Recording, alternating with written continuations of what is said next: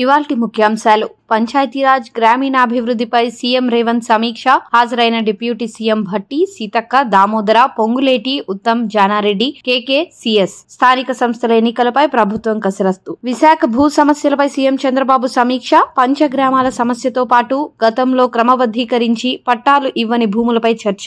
హాజరైన మంత్రులు అనగాని ఆనం రామనారాయణ రెడ్డి. మహాకుంభమేళలో తొక్కిసలాట.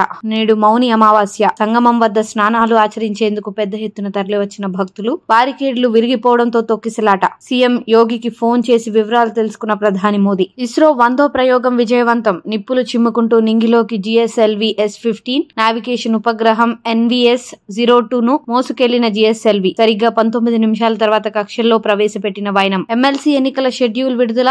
ఏపీలో 3, తెలంగాణలో 3 స్థానాలకు ఎన్నికలు. ఫిబ్రవరి 27న పోలింగ్, మార్చి 3న ఓట్ల లెక్కింపు. జైలు నుంచి మాజీ ఎంపీ నందిగం సురేష్ విడుదల. 145 రోజుల తర్వాత విడుదలైన నందిగం. కాలర్ బోన్ సమస్యతో బాధపడుతున్న నందిగం. చికిత్స కోసం విజయవాడ ఆసుపత్రికి నందిగం సురేష్ తరలింపు.